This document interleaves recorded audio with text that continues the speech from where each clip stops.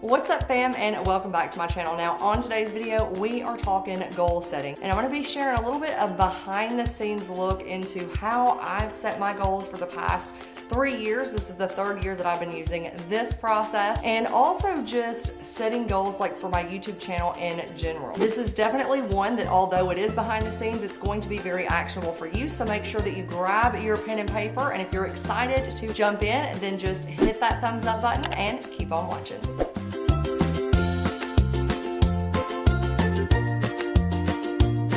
Now, I do have to give some credit where credit's due, and I want to give a shout out to Amy Porterfield, who is a beast of an online marketer, and I actually learned this process from her back in 2018. So with that being said, this I would recommend probably taking a half a day, if not an entire day, to really sit down so that you can remove all distractions, like send the kids to their parents' house or do it while they're in school if you must. It's definitely going to allow you to get creative and like have just some time to think. So I definitely would not rush this process. Step number one is thinking about what a successful year would look like to you, okay? No judgment. This is not what a successful year looks like to your spouse or to your friends or to anybody else, only you, because this is what matters most, okay? So just to kind of give you behind the scenes what a successful year would look like to me, like what I'm aiming for in 2020, things that I want to accomplish. I generally keep everything in a planner. I'm very much like a planner junkie. Love the passion planner. I'll link to it if you don't actually have one or you haven't found a planner that you love. I'll link to a review I did on this and leave some information down below, but I'll also keep everything like in the back portion of it. But for this video, I kind of just jotted down all of the notes, the outline. And so just to kind of give you a little recap of what a successful year would look like to me, not really a recap, but the very first thing is I want to hit 100,000 in revenue by the end of 2020. Now, I will say that I was able to do this back in 2017. That was the first year that I actually hit 6 figures in my business. And since then, I revamped a lot of the things that I was offering. So I was in network marketing, affiliate marketing. I was promoting, just heavy promoting other people's stuff. And in 2018-19 is when I really switched and wanted to start creating my own offers. You know what I mean? My own online programs. I've created several, one of them being my main signature course now, the main thing I'm offering, which is my MML program. It's all about getting started, but in a nutshell, 100,000. And so the income actually dropped because obviously I wasn't promoting the thing that was making me money. And so I knew switching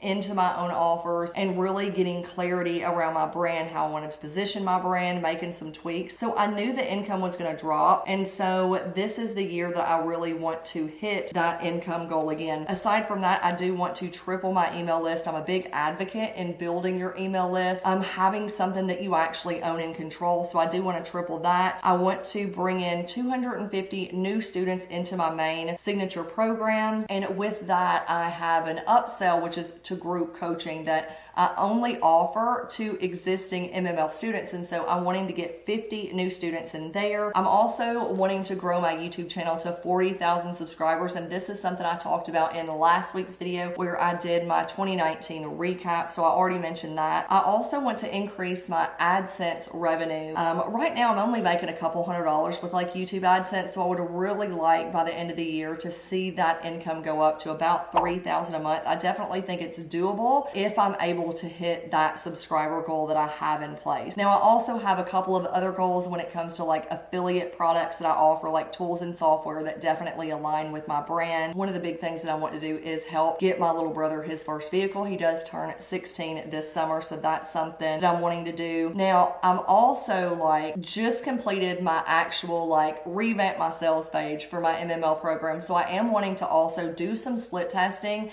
and get to a place where I've got a high converting sales page for my main offer. I'm also wanting to write a book. That's something else that I'm wanting to do.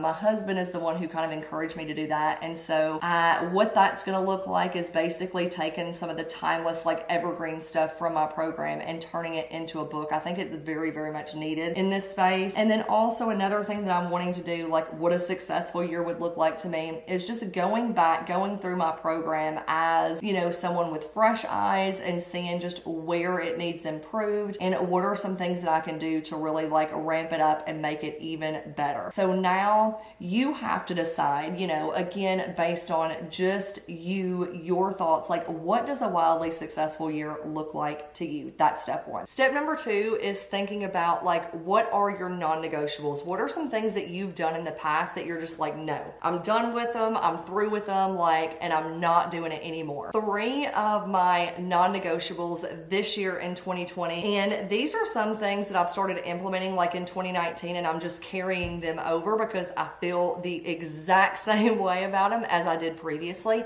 The first is not working past 3 p.m. So my little girl, she is in elementary school right now. And obviously, this is going to work during the school year of just focusing on like being done with work by the time I pick her up in the afternoon. And obviously this is going to have to be tweaked, once we head into summer, and I will make those adjustments, but that's a non-negotiable. Another thing is not working weekends. And that's very, very important to me as well, because I just feel like I love my time freedom, and if I'm not sitting here making time for my family, making time for my friends, and just giving myself time to just like relax and unplug, then I definitely feel like that is what caused me to like just get to a point where I was just kind of burning out with it all. And so again, that's a non-negotiable. Every now and then I may have to, depending on what type of project I have going on, or if I decide to do like a bigger launch later in the year or something like that. But that's definitely a non-negotiable. No working past 3, no working weekends. And then also making sure that I am not comparing myself. Like that is so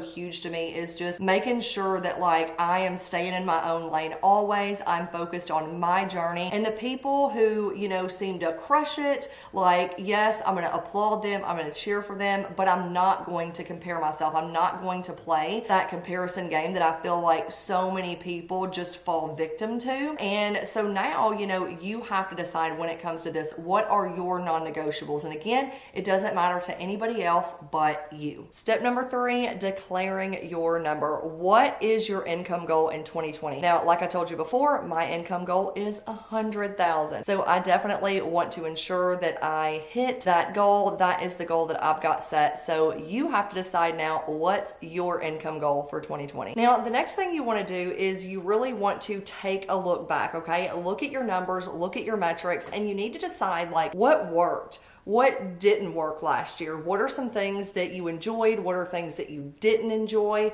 What was your income? Is there anything that you want to change? You also want to think about, what was your biggest money maker? What made you the least amount of money? What brought you in the most leads? So think about the good, the bad, and the ugly. Now, again, this is something that I talked about in the last video when I did the 2019 recap. And so I kind of shared with you good things that happened, bad things that happened. So really just sit down and think about, because doing this, knowing those numbers, where you started, where you're starting this year, that is going to allow you to kind of move forward and set a more solid plan to move you forward throughout the year. Step number 5, determine what your offers are. How are you going to make money? And more importantly, what's the main thing that you are going to focus on and be committed to doing this year in order to ramp up and hit those income goals? Now, the important thing here is to be specific, because a lot of the times when I ask people, like what their goals are, whether it be on Facebook or on social, it's to increase their income. Well, that's garbage. And if you have that type of goal just to make more money, then chances are you're not going to make more money and you're going to stay stuck. So when it comes to your offers, this is where you are very clear about exactly what offers you have and how you're going to make money. You want to be specific in regards to looking at that offer and setting goals per offer that you have. So for instance, I'll just kind of go through and share what mine are. So I do have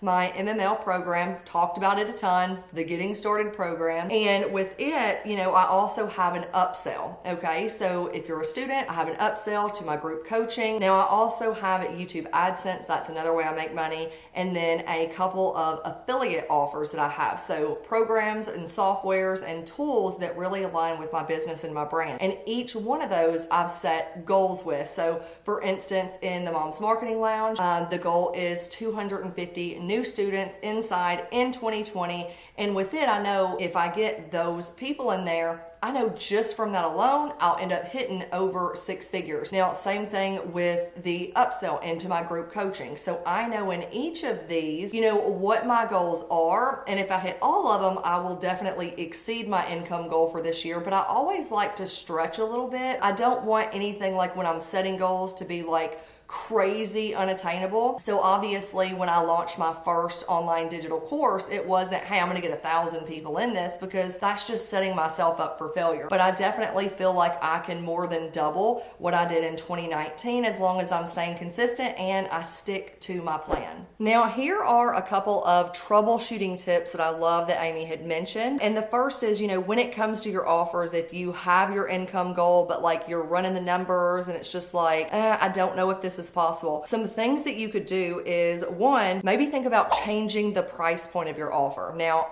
when I originally launched the Moms Marketing Lounge, it was a much lower price, okay? So when I originally launched the MML program, it was actually a membership program that I launched. It was a very low monthly rate. And then over the months, I kind of decided, okay, that's not the direction I want to go. This is not how I want to position my brand. And I also wanted to get rid of the tire kickers and people who just weren't serious. And I also, when it comes to positioning my brand, and this is something that you have to think about as well, is I didn't want to position myself as someone like Walmart who had the lowest prices. Now, I also wasn't trying to position myself as like Maserati and premium prices, because I know who I'm targeting. I'm targeting those, work at home moms, and therefore obviously they're going to invest in themselves, but maybe they don't have, thousands upon thousands of dollars to invest in. Therefore, I'm kind of positioning myself as the middle of the road boutique style brand. So I had to adjust my pricing, adjust it accordingly, so that I am turning off people that I don't want to attract. So think about that for yourself. You can change your pricing.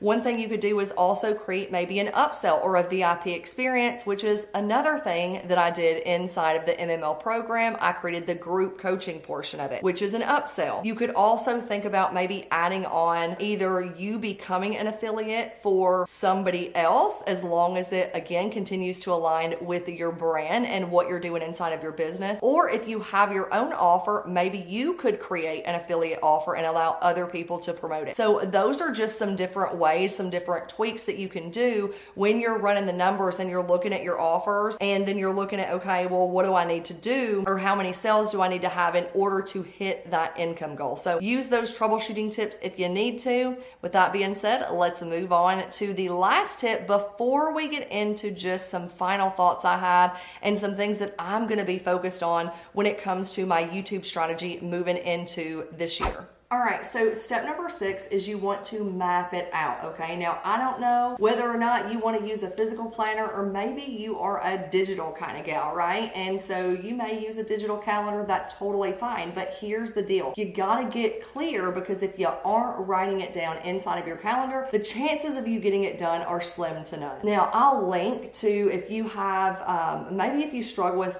figuring out how to map out your week, because the thing is with some of these projects or things that you want to do, some of them may take a couple of days, other, maybe a week, and some of them maybe even longer. It really just depends. But you have to get super intentional when it comes to mapping out your week, putting it on your calendar. So I'll also link to another video that I did just about how I plan my week if you need some ideas. All right, so when it comes to my YouTube strategy for 2020, it's very important, when we were going back to the previous step where you're thinking about what works, what didn't work. And one of the things that I've really done in 2019 was I started pulling away from Facebook. And, I talked about in another video, which I'll link, why I ended up switching from Facebook over to YouTube. So I'll link that down below in the description if you want to know why. I referenced it previously as well. But my 2020 social media strategy is really to triple down on YouTube. This is where I generated the most leads. This is where I've seen the most growth over the past year. And it's also where I've generated the most sales. It all came from YouTube. And so I think that it's definitely where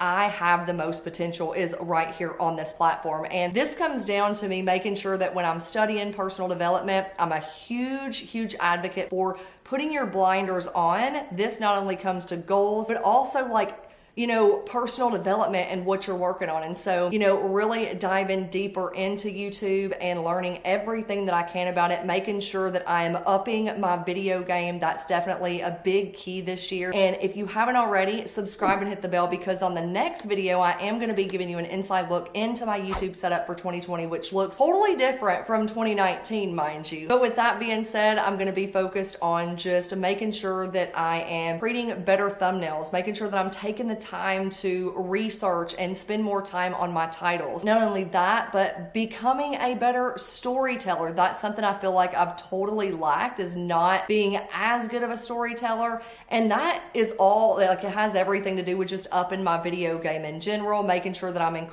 helping to increase my watch time on my channel. And these are all things that if you are looking to grow on YouTube and you're looking to start your channel and build your brand over here, these are all things that I think are very important and things that you need to focus on. And because of that, I do plan on actually going on a 60-day run. I'm looking to go on that 60-day run around like February, March, but basically right now my upload schedule is once a week. And so when I go on that run, I'm going to be doubling up on content and putting out 2 videos versus 1 every week. Now, the final tip that I want to give you before I head off is I just want to make sure that when you are setting goals, don't try to set goals for like an entire year. I would focus in on like quarters at a time, like every 3 months or every 6 months. That way you have time to actually look back and see what worked, what didn't work, and you're not spending an entire year on strategies or doing something that just isn't working. So that is my little bonus tip for you, is to really focus on 3 months at a time or 6 months at a time. So that is all for today's video. With that being said, I hope you have the most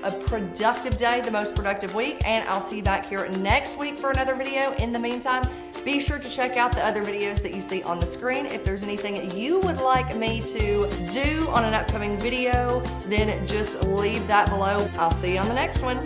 Bye for now.